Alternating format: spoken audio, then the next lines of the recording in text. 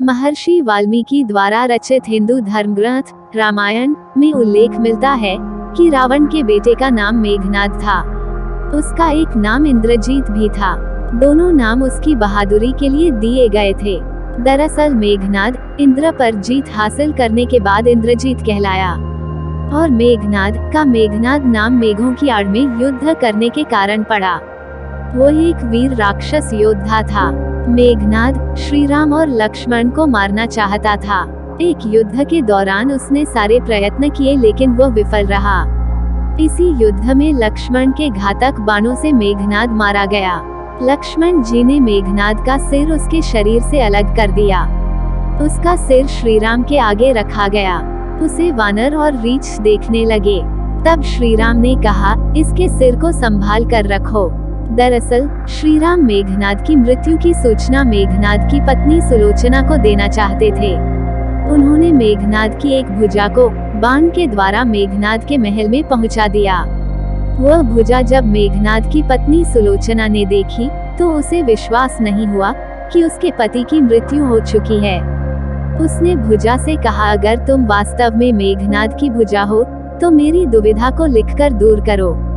सुलोचना का इतना कहते ही भुजा हरकत करने लगी।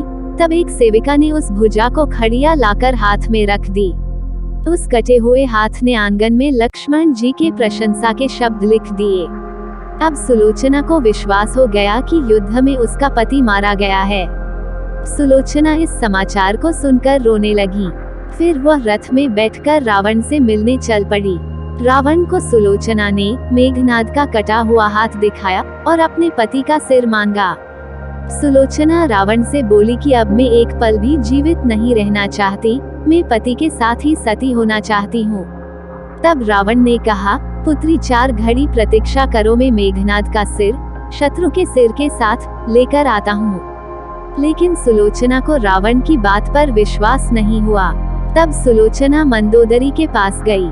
तब मंदोदरी ने कहा, तुम राम के पास जाओ, वह बहुत दयालु हैं। सुलोचना जब राम के पास पहुंची तो उसका परिचय विभीषण ने करवाया। सुलोचना ने राम से कहा, हे राम, मैं आपकी शरण में आई हूँ। मेरे पति का सिर मुझे लौटा दे ताकि मैं सती हो सकूं। राम सुलोचना की दशा देखकर दुखी हो गए। उन्होंने कहा कि मैं तुम्हारे पति को अभी जीवित कर देता हूँ। इस बीच उसने अपनी आप बीती भी सुनाई। सुलोचना ने कहा कि मैं नहीं चाहती कि मेरे पति जीवित होकर संसार के कष्टों को भोगे। मेरे लिए सौभाग्य की बात है कि आपके दर्शन हो गए। मेरा जन्म सार्थक हो गया। अब जीवित रहने की कोई इच्छा नहीं।